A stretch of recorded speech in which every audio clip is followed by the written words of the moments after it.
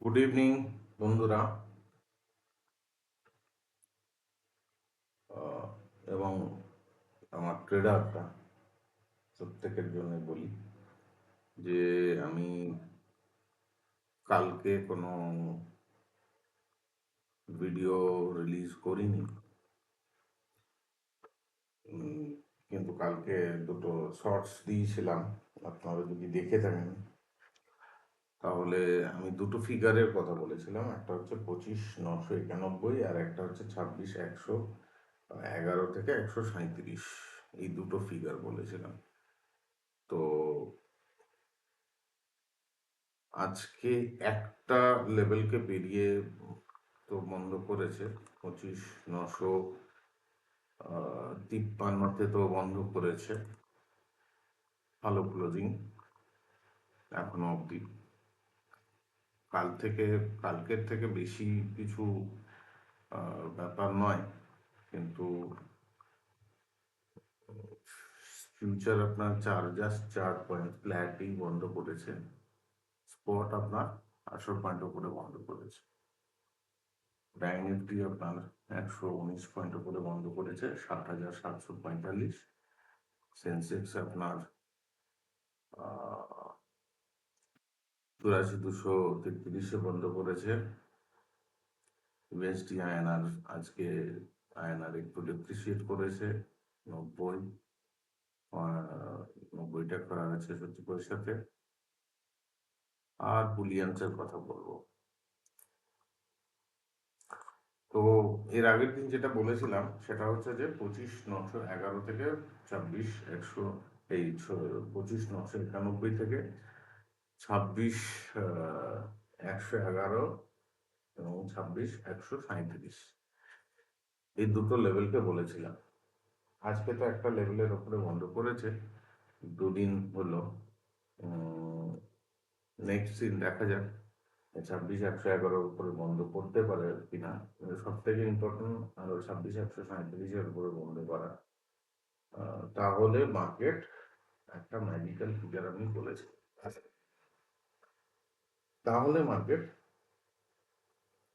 আপনার magical figure মানে হচ্ছে all time high. All time হাইয়ের দিকে মার্কেট মুভ করবে। এবারে অনেকেই বলতে পারেন যে 3 তারিখের যে ব্যাপারটা ঘটেছে, গ্যাপ যেটা রেখে দিয়েছে, গ্যাপটা তো আছে, অনেক সময় মার্কেটের এরকম গ্যাপ তৈরি করে তো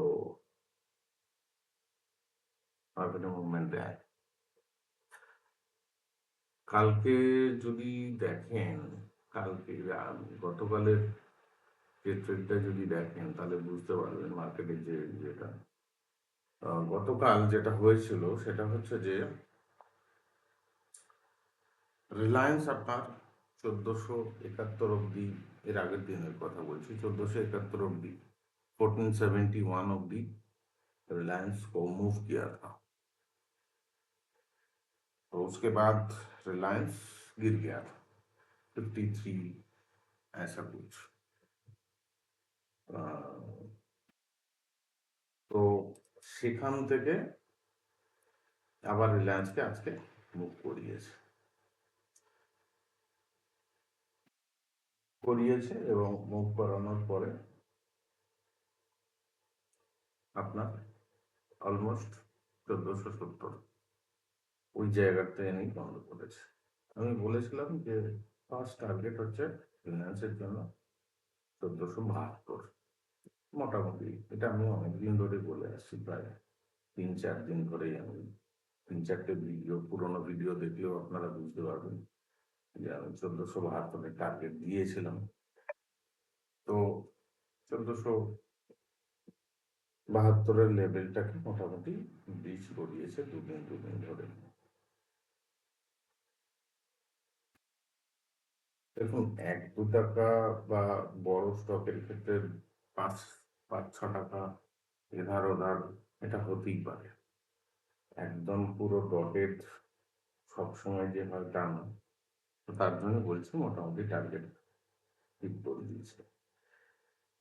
এবারে হচ্ছে যে নিফটির ম্যাজিক্যাল ফিগার বলতে গেলে আমি যেটা বলবো সেটা হচ্ছে যে নিফটি যদি এর ওপরে যদি চলতে থাকে 26,137-এর ওপরে যদি চলতে থাকে, তাহলে নিফটিতে কারেকশন আনা ছাড়া একটু মুশকিল আছে। অ্যাটলিস্ট আপনার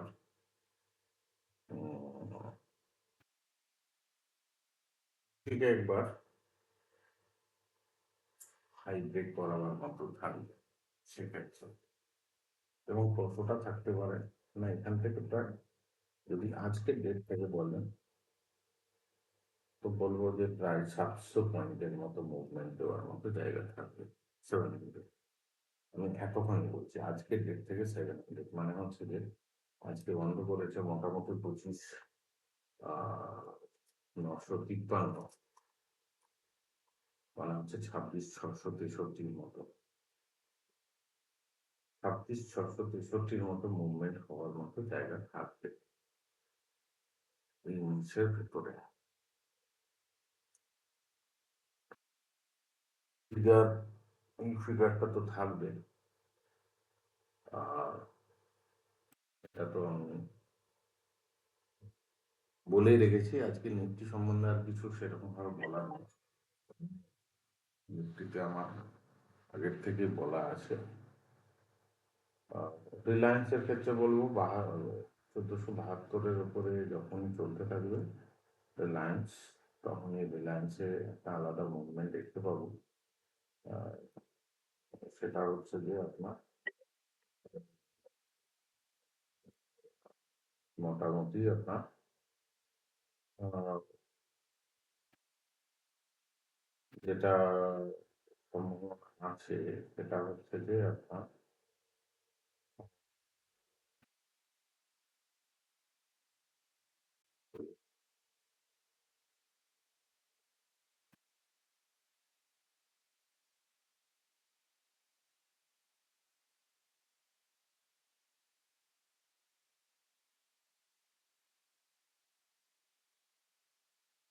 মোটামুটি আপনার 1500-এর কাছাকাছি আপাতত।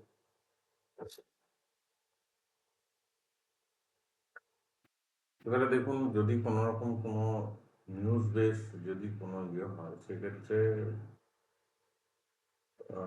এর আগেও দেখেছেন যে নিউজ বেস হলে যে কিভাবে মার্কেট এফেক্ট আছে সেটা বলার কিছু নেই। আর 1500 অব্দি রিলায়েন্সের ইয়ে থাকবে, তবে নিউজ বেস হলে কোন দিকে মার্কেট মুভমেন্ট দেবে সেটা তো নিউজের উপরেই নির্ভর করে। আচ্ছা, এবারে হচ্ছে যে আপনার ব্যাংক নিফটির কথা বলি। 60,745-এ বন্ধ করছে স্পট। তো ব্যাংকও যথারীতি আপনার আহ, সেক্ষেত্রে আপনার অল টাইম হাইকে ব্রেক করবে, করিয়েছিল। তো আবার নতুন করে অল টাইম হাইয়ের কাছাকাছি থাকবে, দেখাবে। এটা এখান থেকে 1000 পয়েন্ট উপরে। মোটামুটি ব্যাংকের আপাতত এছাড়া আর তো কোনো টার্গেট নেই। এটুকুই বলতে পারি যে ব্যাংক নিফটির ক্ষেত্রে একই জিনিস আছে। রিলায়েন্সকে দেখুন, নিফটিকে দেখুন, আর ব্যাংক নিফটিকেও দেখুন, তিনটেকে বললাম।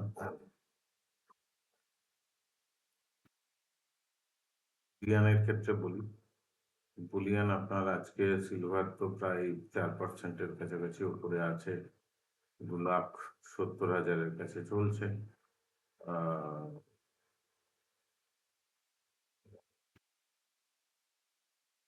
তো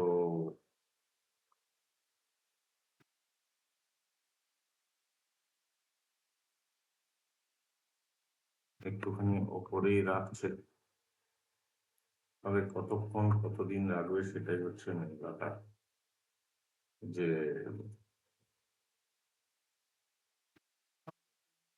স্টক, কমোডিটি তো একবারে ঝেড়ে ফেলাটাও মুশকিল আছে। তো তার জন্য গ্র্যাজুয়ালি আস্তে আস্তে পড়বে। একটা লেভেল তো পড়েছে, 4,26,000 থেকে তো 2,70,000 কাছে নামিয়ে এনেছে। আরো নিচে এসেছিল 2,30,32 অব্দি এসেছিল। কিন্তু এখানে এসে একটা ফ্ল্যাটিশ মুভমেন্ট করাচ্ছে, আবার দেখা যাক, আবার নতুন করে ডাউন সাইড দেখাবার মতো আছে। গোল্ডের ক্ষেত্রে বলবো, গোল্ডও একটা ফ্ল্যাটিশ মুভমেন্ট অনেকদিন ধরে চলছে। উপর থেকে 1,82,000 থেকে 1,30,000 কাছাকাছি আপনার লো করেছিল, সেখান থেকে একটু পুশব্যাক দিয়েছে 1,56,000। তো গোল্ড আবার পড়ার জন্য তৈরি করবে, কারণ হচ্ছে যে দুটো অ্যাসেট ক্লাস তো একসঙ্গে কন্ট্রা তো চলতে পারে না, তো যে কোনো একদিকে ব্যালেন্স করতেই হবে।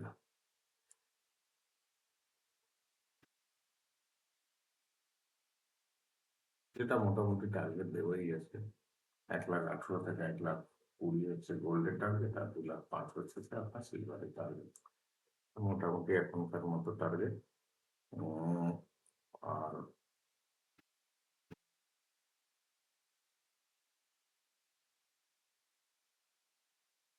আজকে সব থেকে বেশি ইম্প্যাক্ট ফেলেছে আইটিতে, প্রায় 2%-এর কাছাকাছি ডাউন আছে।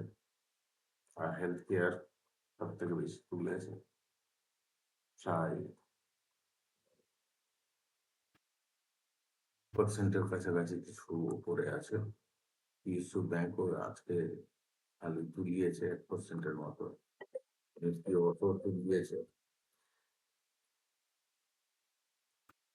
ফার্মাকেও তুলিয়েছে 1%। তো মোটামুটি এই হচ্ছে আজকের ইয়ে। আজকে বেশি আলোচনা করার মতো কিছু নেই, কারণ মোটামুটি টার্গেট তো, একটা টার্গেট বলুন, একটা অবজারভেশন দেওয়া আছে। আহ, দেখা যাক অবজারভেশন যেটা দেওয়া আছে সেটা ঠিকঠাক কতখানি হচ্ছে, আমি তার দিকে নজর রেখেছি।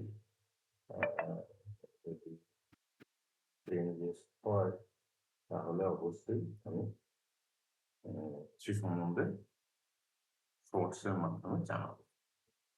আর জল পান করছেন, আমিও করছি, এদিকে 5 লিটার করে আপনারা করার চেষ্টা করুন।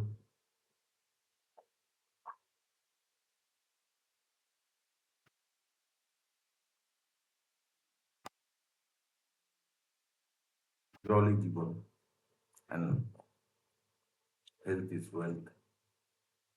তো মার্কেট থাকবে, রোজই থাকবে,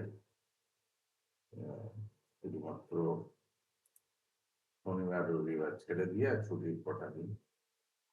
এখন তো আবার রবিবার দিনও মার্কেট খুলে যাচ্ছে নতুন ইয়েতে। যাই হোক, সেগুলো তো গভর্নমেন্ট ডিসিশন, সেখানে তো আমাদের কিছু করার নেই।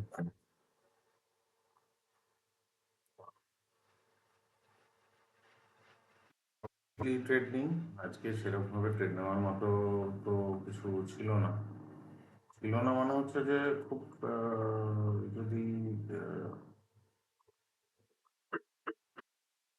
অথার্সলি যদি নিতেন তাহলে হয়তো একবারই পেতেন, এছাড়া আর সেরকম ভাবে ট্রেড ছিল না। এই বলা, আজকের মতো বিদায় নিচ্ছি। শুভরাত্রি।